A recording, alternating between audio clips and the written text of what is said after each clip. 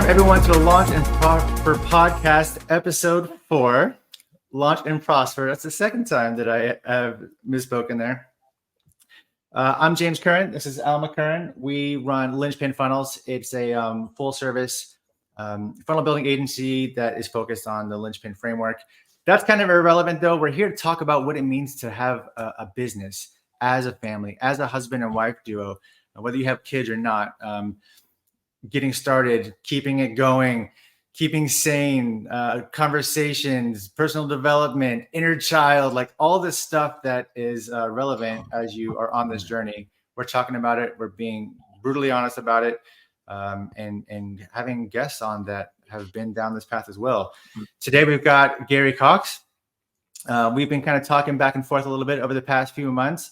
I see Gary online doing amazing things on grand stages in front of very amazing looking planes and helicopters and other things. I'm sure we'll talk about that at some point. And also with a really badass ad that I want to get to at some point. Anyways, welcome, Gary. How are you? I'm very well. Welcome as well for thank you, I should say, for having me on this. This is going to be fun. I can see it already. Absolutely. So preparing for the podcast, I went on your website and you have a beautiful funnel hub. We're dramatically changing things, but we're constantly being hacked. I'm glad you didn't get porn or bags to buy that are off-brand Gucci. That's illegal. It's really? Oh, wow. yeah. Okay. That's so you're I guess that's part of the double-edged sword of like fame and notoriety is you're a target sometimes, huh? Oh yeah, we've been hacked on YouTube and Twitter. Yeah, it's nuts. It's nuts. But Taylor Swift has it worse, I'm sure. She's got people breaking in her house, sleeping in her bed. So I'm good so far. Yeah. Unless you're into that, you know. We've had a little bit of a exposure to that. I've had my Facebook account hacked a couple times, and unfortunately, they got into the ad account and got into some client ad accounts. It's just crazy how if you're a person on camera talking to the world, you're a target. That's part of what we do, I guess. We don't really talk about that so much, but it's part of that thickening of skin. Right. Yeah. Cool. Let me read your bio real quick because this is awesome. It says, I went from $350,000 in debt.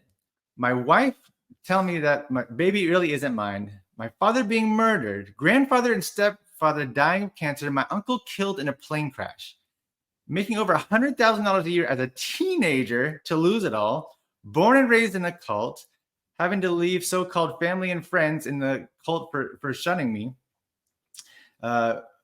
My tragedy to triumph story seems nothing short of miraculous to me at times, and I've turned it around and making millions and live a life that most dream of. That's an amazing bio. How do you think that's, or I know it has, but how does that shape you today as you navigate the world? Oh my. Oh, how does it shape me? It enables me to have a ridiculous amount of empathy for people. Yeah. It also gets me in a point where I can help people make really dramatic change very quickly because they may not experience my exact pain. I may not experience their exact pain, but I know that pain and I know how to get over it or at least deal with it. And, even though we're going to be focusing a lot on business, one thing you'll also know is that, and I think everybody will agree to that, whether they want to admit it or not, they need to, that the challenges that people have in their business, their funnels, their finances, their relationships are basically a reflection of the things that we have stuck in what I refer to as our emotional hard drive. And many times the problems that we think we have in our life and our business often is a problem between me and me, not me and whoever we think the problem is. That is so apropos and very, very in line with the kind of stuff that we want to talk about, actually. I'd like to dive into that further because in the last episode, we had a conversation. We were talking about, I was basically sharing the fact that I was completely ignorant to the fact that I had an inner child and I had this hard drive. And that when things weren't in balance, when I'm not taking care of myself, all of that resentment of lack of self-care just leaks out and pours into my relationship, pours into my business, and it shapes everything. So I totally see that. And you mentioned Very true. how you can help them with that. What are some of the techniques that you do to help people kind of deal with this hard drive situation? Well, that's a that's an open-ended question, James, because if I get one question by 10 people and they're the exact same question, I'll answer those 10 questions differently. Excuse me. I'll answer them differently because I don't know the background of each individual person. So I think you probably know, but I did like 3 years on Dr. Phil's show, The Doctors, and bring me in, and then and I say this without arrogance, that I'm known for doing in one session what therapists and business consultants can't do in a year. So where I come in at is in understanding what a person's core belief is. Once I figure out what their value and belief system is, what the stories are that they're saying, then I go in and work from there. And there's a myth out there that people talk about. It's so untrue, and that's why it's so important to be careful who you listen to. You'll hear people say, change your story, change your life. That is not true. And I'll give you an example, because everything I share with you, I want to make sure I give you an example to base what I'm saying, so you can say, okay, this guy's full of caca, or he makes a lot of sense. So if I say, for example, I keep saying I can't, and you say, Gary, just say you can. All right. So now I say I can. If I say I can, but I still believe I can't, then I can't. So it's not change your story, change your life. It's change your story. The next step is the most important. Believe your story, then change your life. That's the key. So you have to learn to believe the story. So when I'm working with a person, I don't care if it's a business owner that's got a block that's keeping him from going to that next level. What I'm looking for is I'm figuring, okay, what's the challenge? And then we're going to change perhaps the story or the belief system. And then we're no longer going to focus on the problem. We're going to focus on the scale of how quick we can get ourselves to a 10 with this new story. So on a scale of 1 to 10, if you believed I can't, then that's definitely a 10. And now we're at I believe I can, and we're at a 0. Okay, great. We're not worrying about the story anymore. We're worrying about what can I do to go from 0 to 1 to the I can, from 1 to 3, from 3 to 7, from 7 to 10. And that's all we focus on now, because once that changes, it becomes a new story, which creates a new response, because for every belief we act on, we get a result. I love that. Okay. So would you say that like a closeness is like believing the I can't, and an openness is necessary to start believing that I can? I don't know if you would consider it an openness, but I guess that would make sense. More, yeah, you can say openness, but I think the statement that comes to mind when I hear that is you can't change what you don't acknowledge. So that's the beginning part, the acknowledgement. So then once we get the acknowledgement, then we become acutely aware with the acknowledgement to make that change, and the necessary skills or tools to implement to make that happen. And we resist acknowledging things, don't we? Yeah, we do, because we don't like to admit we're wrong. Who likes to admit we're wrong, right? None of us do. And acknowledgement says, okay, I'm wrong. And now I got to change this. I got to fix this. I'm not right. And none of us like to be wrong. I mean, we're just ingrained as a kid. It's a human nature. And we'll do 3 things for that. We'll justify, shift the blame, or minimize the fault. That's all 3 things that we do subconsciously, because we don't like to admit we're wrong. So then the worst thing, the worst challenge I have when I work with people who make excuses because they're not willing to admit they're wrong, they don't know they're making excuses. Oh my gosh, that makes my head explode. Yeah, it's so hard to see the patterns that we're exuding sometimes when we're in it, you know? Yeah, because you're the picture in the frame. We all are. I mean, I just recently hired a phenomenal relationship coach. I'm not even in a relationship. There's something that I was going through with my belief system that I needed to get some answers. And because I'm the picture in the frame, I get somebody else's viewpoint. So you've got to have a sense of, not saying that I'm humble, but you have to have a sense of humility to say, I need another look at this. Like Mattel toys, when they make toys, they'll make a toy, and in a focus group, they'll bring in 5-year-olds. These are adults bringing in 5-year-olds. Why are they bringing in 5-year-olds? Because they forgot what it's like to be a 5-year-old, and they're trying to figure out, what's a 5-year-old say about this? Oh, this is stupid. I don't like that dumb toy. I like this one. And then we find out why they like that one, and then we go ahead and figure out what we can do to make more 5-year-olds like that one. That really speaks to the importance of getting in that third party, there's a lot of talk about the who, not how, and that's true for sort of technical, functional things. But also, when it comes to getting a coach for mindset or just working on your beliefs, when did you start seeking outside set of eyes and ears so that you could like what preceded, like what was the pain that you were in that caused you to want to reach out to someone else, and then what did that look like when you actually did it? Well, I wouldn't say I was very fortunate. There wasn't a pain point for that. I was very, very fortunate from a business standpoint, James and Alma, that I was mentioned by two millionaires as a teenager and later a billionaire. So I always had somebody to go to. And then because they were older than I, obviously, and more successful from a business standpoint, they're always throwing advice at me. And I've been able to have those people along with me along the way. And my billionaire mentor unfortunately passed, and he had an advisor. So that advisor is also my advisor. That's a bouncing board for me. So I'm looking for two things when I talk to people like this. I'm looking for a bouncing board or a soundboard. A soundboard is I just want you to listen to me. A bouncing board is I want you to listen to me, then I want you to give me some input and feedback. So it just depends on the situation. Sometimes, and that's where I think the husband and wife or man and woman relationship gets screwed up sometimes. And we as men screw that up because sometimes women are wanting just a soundboard. They're not wanting a bouncing board. And what do we as men want to do? We want to fix everything, right? But sometimes they just want you to shut up and listen. So they're just looking for a soundboard. And sometimes I want somebody just to listen to me. I don't want your advice. Just listen to me. I'll let you know if I want your advice. And I'll say, hey, look, I need your advice on something, or I need you to listen to me on this. So those are concepts that I've used all my life. But then there's some specific niche areas that maybe I need some more advice in, or I'll hire somebody maybe I'll hire James. Say, James, I don't have any knowledge in this. I don't want to. Can you look at it for me? I'll have people come in and do audits for us and look at certain things. You can have an accountant do an audit for you on your books. You can have somebody audit your website. There's I can't even begin to describe the stuff that you learn or see. Like I've got somebody on my team, she's a lady, and she just sees stuff that I just don't even see. Then I'll ask her, is this the right way to look at it? And I'm just doing that.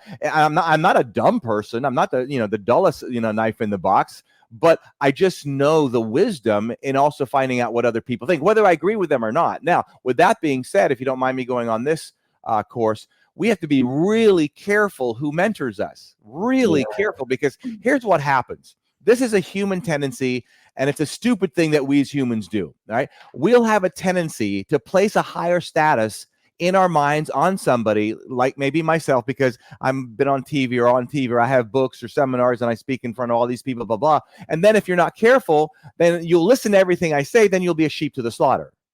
So I encourage people to do what I refer to as UCS, use common sense. So I question and I don't listen to some of my millionaire and billionaire mentors that I had in the past. I will either reap the rewards from it or I'll pay the consequence from it. But you got to be smart enough to use your own common sense. I heard one person say to me, I listen to everything my mentor says. Then you are a slave and stupid.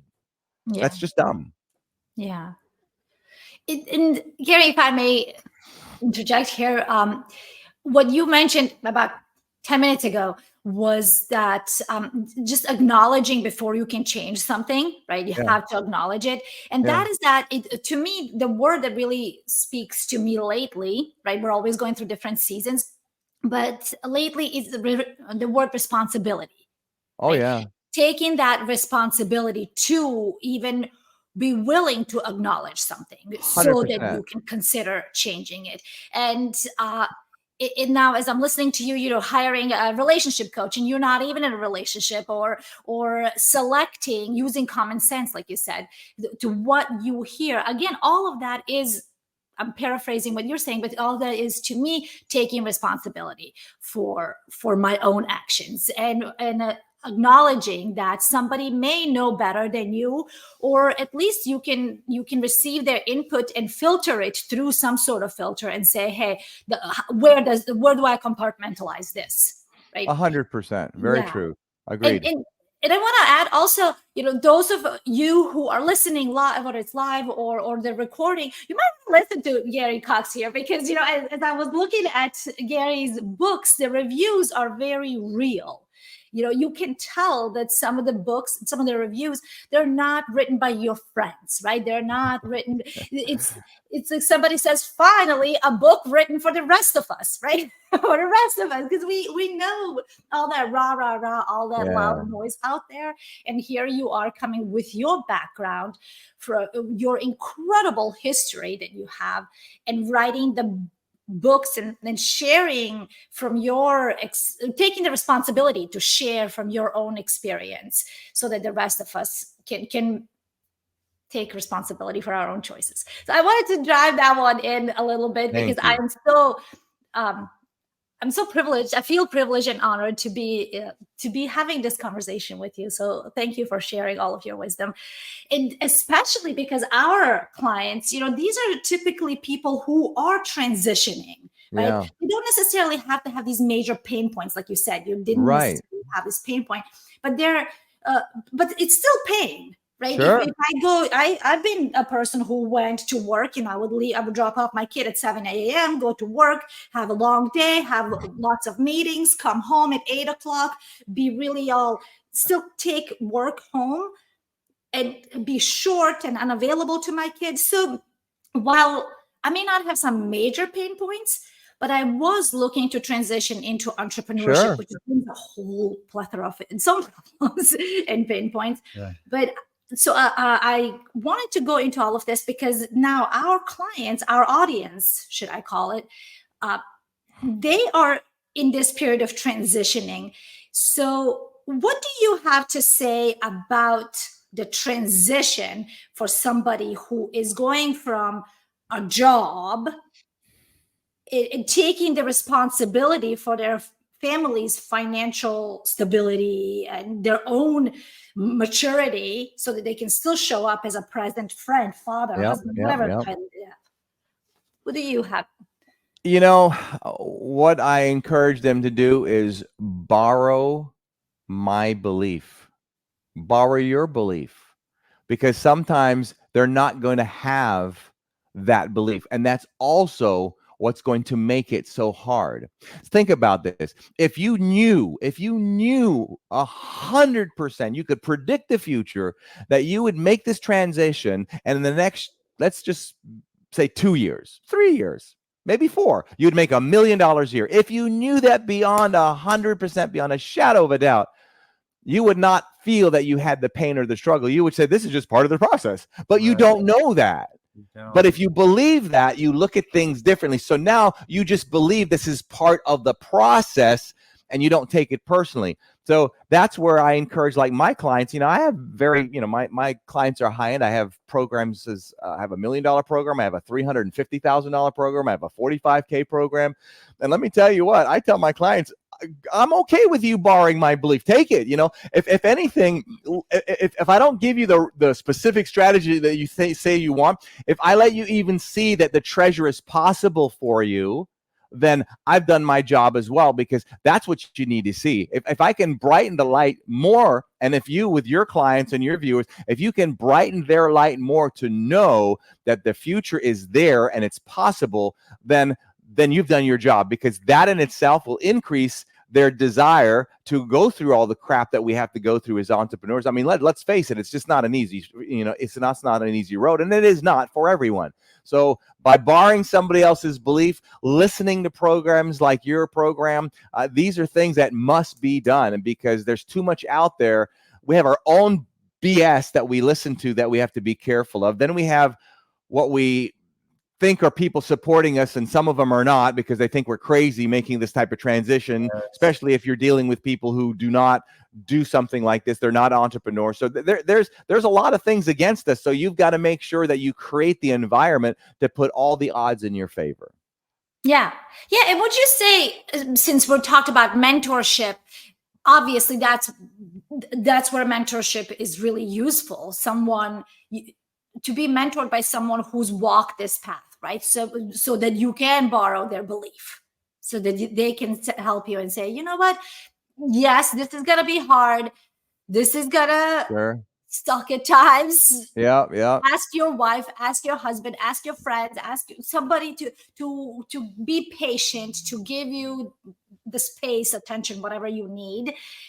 and being responsible enough to pick several, maybe 2 mentors. I don't know. Again, to not follow a specific mentor blindly just because they said so. Yeah, and there's sometimes, I mean, if you're in a relationship or you're close to certain people that don't think the way you do or the way that you're trying to think, then shut up. Don't tell them your problems, because they're going to give you the crap. So I knew when I was learning all this, I knew if I would go to certain people, like, I'll give you an example. If I remember one day, I lost 20,000. This was years ago. I did something. I lost $20,000. I don't know what it was. And I learned at that point who to say things to and who not to. So you go to one person and say, I lost $20,000. Why do you put yourself through this? And then you go to another person and you say you lost $20,000. All right, Gary, let's see what we could do better and get this around and do a better job at it. Totally different.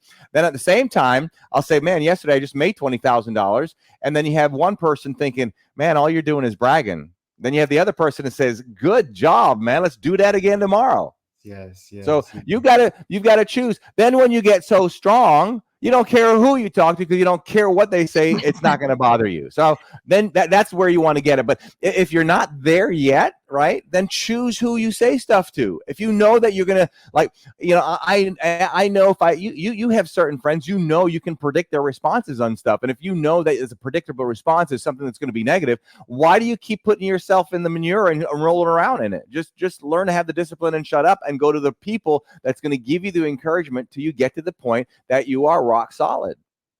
Yeah, I love that. Speaking to what I was talking about with this notion of transition often means transitioning between environments, or our networkers, our net worth, right? We're mired in, we're surrounded by one environment, and we want this identity transformation. It requires a shifting of environment. So there's the letting go of certain people. But also, I think it's really wise what you said about being selective about what you share. Mm-hmm. When I go home for the holidays and I'm talking with my parents, I don't talk about the struggles that I'm having. I don't talk about the successes that I'm having. I don't talk about politics or religion or any of that other stuff either, but I just know that, you know better. Yeah. I just know that there's just a mismatch in expectations, in risk tolerance, in visions for what success is, and that sharing because our values are not aligned, it's going to create conflict, and I don't want to invite that negative energy. So it's like there's a wisdom that comes from this transition between what once was and where we want it to be, and you really have to guard that and shape that throughout the transition process. Yeah, it's you have to create boundaries. And again, if somebody's new into this transition, bottom line is, for a lot of people, their belief system is weak. They can easily be swayed. And it's like, as a pilot, right? If you're what I call a baby pilot, let's say you just get your license, right? That license is restricting you from flying in the clouds and in marginal weather. So if, as a baby pilot, you get in the clouds, statistics show in 3 minutes, you'll be dead. That's what happened to Kobe Bryant's pilot. Okay, now he was not a baby pilot, but he did something wrong, which is a whole other story. JFK Jr., he died because he got into a situation that he wasn't trained. So then, for you to learn to be able to legally fly in the clouds, the reason you can't do it as a baby pilot is because you're programmed to be a slave to your feelings. So you're in the airplane. Let me give you an illustration. If you take let me see if I haven't done this one in a while. Put your hand in front of you if you don't mind, and like you're flying an airplane with your palm down, right? And I want you to put your thumb to a 7 o'clock position as if you're making a left turn. Okay, so don't move at all. Don't change it. Don't do a thing, all right, until I specifically tell you to turn. Now, as a baby pilot, don't turn your hand, all right? As a baby pilot, let's say you are in the clouds and you feel as if you're turning to the right. You feel as if you're turning to the right, but now you want to straighten up the airplane when you're really doing this, where you are right now, but you feel that you're turning to the right. So what am I going to do? I'm going to turn the airplane to the left to straighten it up, correct? Right. Go ahead and turn it to the left. Go ahead and turn to the left more. What happens? We're upside down. You're dead. You're done. So you have to learn through training to learn to ignore your feelings and fly by your instruments because you can't see outside. So then once you go through that training and you get the license, the FAA is going to say, congratulations, but you're pretty stupid if you go into it right away. You're going to wean your way into it. Okay. So same thing with a new entrepreneur.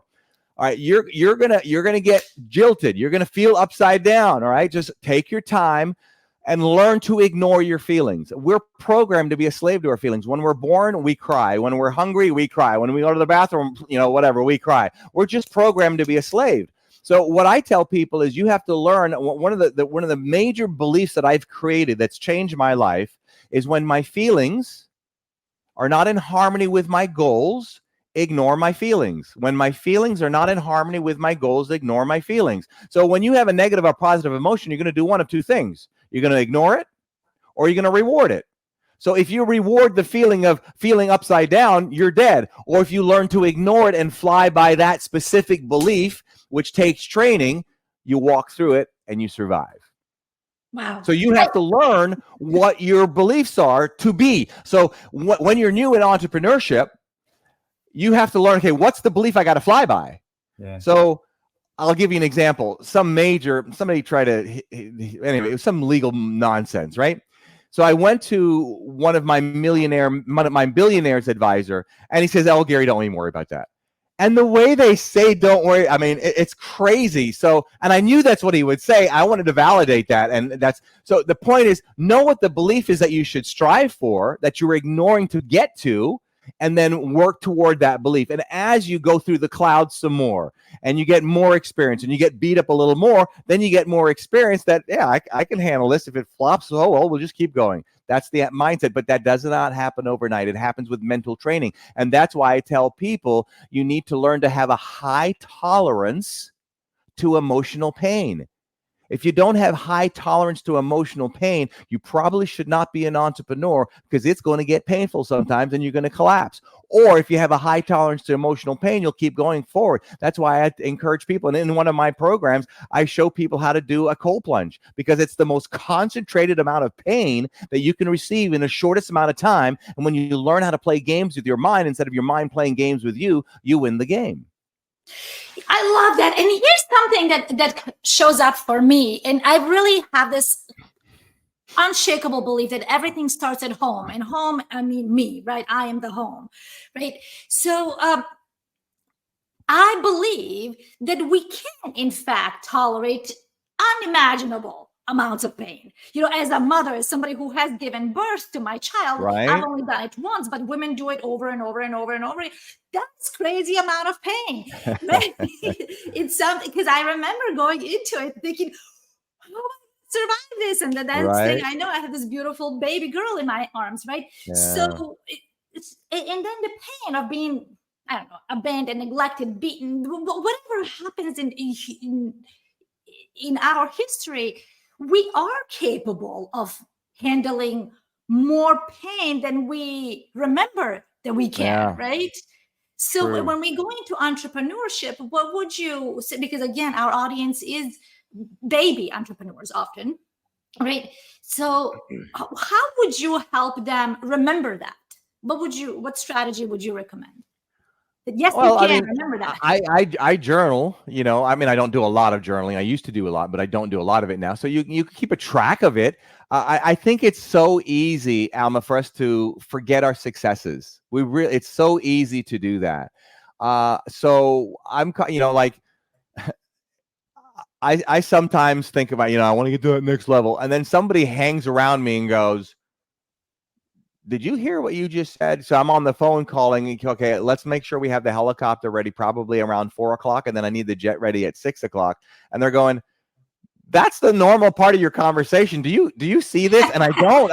It's my normal life. It's like, oh, yeah, wow, I guess I need to be a little bit more appreciated. And look at all the things I went through to get to this. And here I'm complaining because I want to have this happen right away. So that's where you got to learn to enjoy the journey. And that's the other thing is, if you're in this for the sake of money, man, you're not going to last long, and or you're going to be very unhappy because it's not fulfilling. But if you have a real true purpose in what you want to do, and your desire and your passion is high about it, you're going to allow yourself to go through some of this crap, but do focus on where you are now and where you've been. And I'll assure you, wherever you are now, there are people that would just wish, I don't care how bad you think you have it, there's people somewhere in this world, thousands, if not millions, would give anything, their right arm, to be where you're at right now. So I have to, to not to go off. I remember one day I was I go to a private island called the Berry Islands. It's my favorite place to go for 30 years.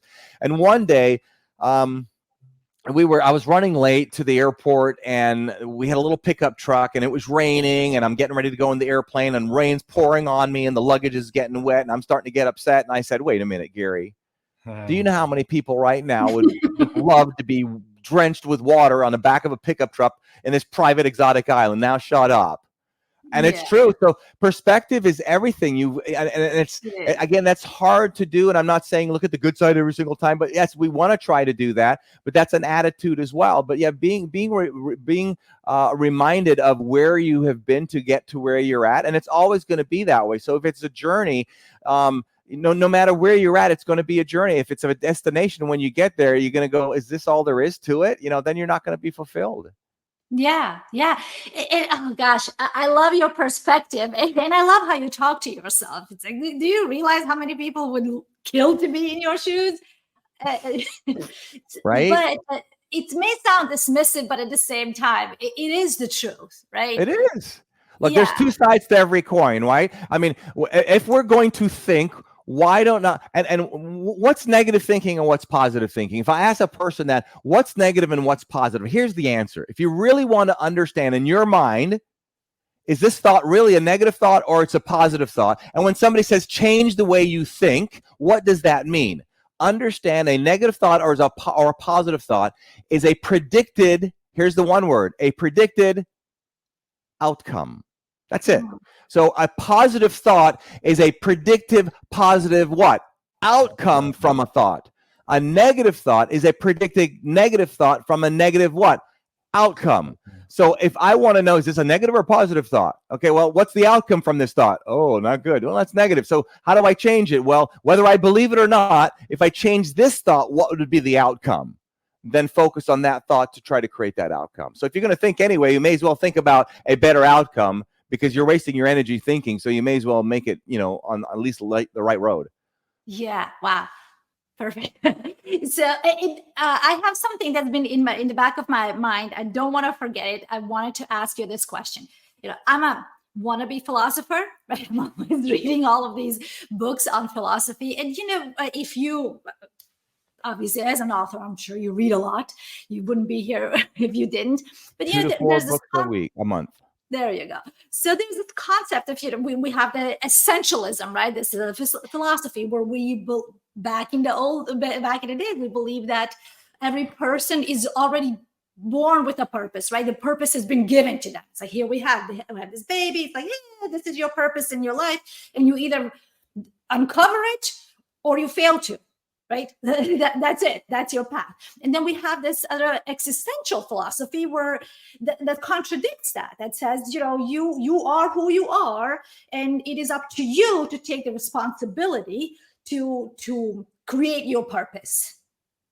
Right. And so these are two contradicting thoughts. And as I read some things about you, and I'm excited to dive into all of your books, but to me, I have the idea that you have created yourself. You have taken the responsibility to create yourself.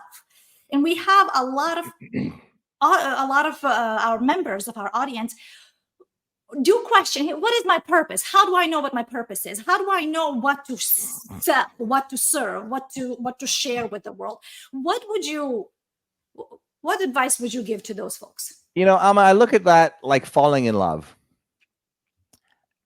You could be in love right now, but could it be possible there's somebody else in this planet that you could fall in love with? The answer is yes. Of course. But you make a commitment to stay in love with the person you're in, unless you don't. You have a choice. Yeah. So in the entrepreneur realm, if you will, I find out what I love. So here's 3 things that I love. I love, because I'm originally from Jamaica, I love the Caribbean and the water. and I love flying, and I love helping people. So I created a jet mastermind where I fly you in my jet. I love flying. I take you to the Bahamas. I love the islands, and I love to help people, so you can pick my brain all day long.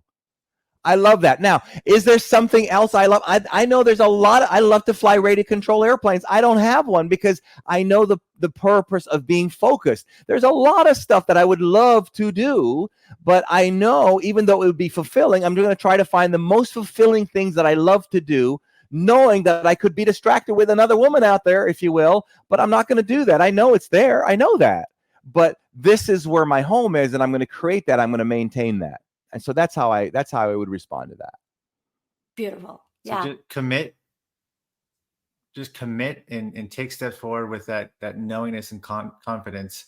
And you know that there are a million things that you could be doing that are interesting to you. And you could be chasing those, and you could be wondering, hey, is that it? Is that it? Is that it? Or you could commit to these and go all in. Yeah. And Confucius says, man who chases 2 rabbits catches none. Exactly.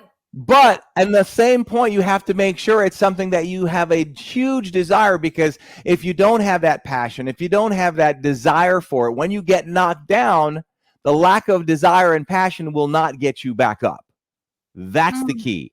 So when I ask somebody, so you know, how committed are you? I want to find out really how passionate are you, because when I punch you in the face and you get down, are you going to get back up? Is it going to be 6 months from now? Or are you going to get back up within the 8-second count? I'm going to get back up within the 8-second count if I'm physically capable of doing it. Trust me on that. Yeah. And if it's not like that for you, you might need to keep searching a little bit, or it ain't for you. I mean, it's just the realism of it. Yeah. Yeah. Oh, I love that. I love that reality check. Or it ain't for you, right? We need that. Yeah. And I think that perspective does give you the frame to know whether you have the right purpose when you're going about your day-to-day basis, you know? And that doesn't mean, James, that you're going to question it, you know, because you're going to question. I don't care how much passion you have. You get knocked down. I mean, if I'm a boxer and I get knocked down, no matter how passionate I am, and assuming my passion is like 100%, I'm going to question sometimes, what the heck am I doing to myself? Getting beat up in the face, right? Absolutely. That's just normal. Yeah. Yeah. Don't use that to validate I shouldn't be here. Right. It's okay to get rocked, but then go back to your journal with your beliefs and everything, and remind yourself of why you're here and what your purpose is on the planet, and then go take steps forward. I love it. Yeah. Yeah. Cool. Gary, this has been an amazing conversation. I'm truly grateful that you reached out and that we're doing this, man. We love swapping soul stories. We love sharing real stuff. We're grateful that you got to share your wisdom with us. Question to you is, like, for anyone who's been listening to this, I'm like, Gary, this guy knows what he's talking about. They want to get into your world. What's their best way for them to go to get a book or a guide or like, what's the best on-ramp to Gary? I have an online program that I do where I show people, you know, how to take that, you know, 1 year salary and condense it into one day or one event. So if they go to Profitable Business Pilot Plan, profitablebusinesspilotplan.com. And by the time you have this up, it should be up and running. And or they can just find me on social media or go to my website, just GaryCoxe.com with the E at the end, COXE. But we probably post 10 to 20 times a day on all social media platforms. Wow. We'll have to talk about omnipresence on another episode. What's that? I'll have to talk about omnipresence on a future episode. That's beautiful. Yeah. In fact, one of the things I show people to do is get on national TV, because everything on TV goes on the internet. And, you know, the whole idea is it's so much smarter to have one presentation that you do in front of 1 million people as opposed to one presentation in front of 100 people. So again, that's the smarter, not harder, right? Yeah.